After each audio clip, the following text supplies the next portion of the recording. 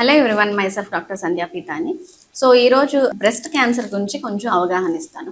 Because చాలా మంది అడుగుతూ ఉంటారు, మేడం బ్రెస్ట్ క్యాన్సర్ రాకుండా ఏం చేయాలి, ఎలా చేయాలి అని చెప్పేసి. సో బ్రెస్ట్ క్యాన్సర్ ఏంటంటే ఇది కూడా one of the leading cause of deaths in women. ఈ రీసెంట్ ఇండియన్ సినారియోలో సర్వైకల్ క్యాన్సర్ కన్నా బ్రెస్ట్ క్యాన్సర్ ఎక్కువ డెత్స్ రికార్డ్ అవుతున్నాయి.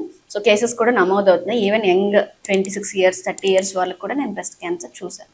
సో ఇది ఎలాగంటే ముందు prevention is better than cure. కాబట్టి బ్రెస్ట్ క్యాన్సర్ రాకుండా మనం మనల్ని మనం డిటెక్ట్ చేసుకోవాలంటే, so first breast self examination అని ఉంటుంది. అంటే మీ అరచేతితో మీ బ్రెస్ట్ని మీరే ఎగ్జామిన్ చేసుకోవాలన్నమాట.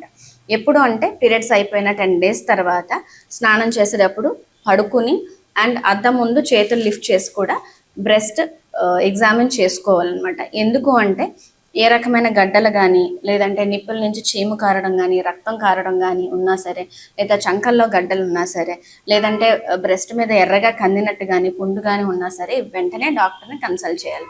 సో మీరు కన్సల్ట్ చేస్తే వెంటనే డాక్టర్ గైనకాలజిస్ట్ కూడా మిమ్మల్ని పరీక్ష చేసి అవసరమైతే స్కానింగ్, మ్యామోగ్రామ్ చేస్తాం. దాంట్లో ఏదైనా గడ్డలా ఉంటే కనుక సూది పరీక్ష చేయాల్సి వస్తుంది.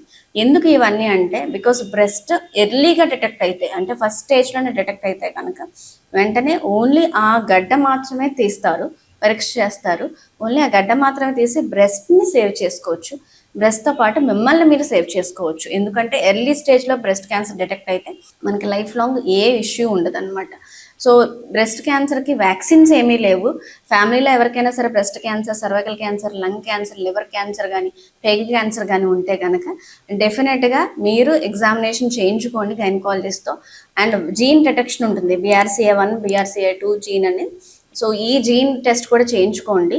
సో ఆ కాస్ట్ కూడా మీకు ఏదైనా డౌట్ ఉంటే కనుక DMR కామెంట్ సెక్షన్లో కమెంట్ చేయండి, మేము వెంటనే మీకు ఇన్ఫర్మేషన్ ఇస్తాం. So please do avail these opportunities. ఏదన్నా డౌట్ ఉంటే కూడా వెంటనే అడగండి. Thank you.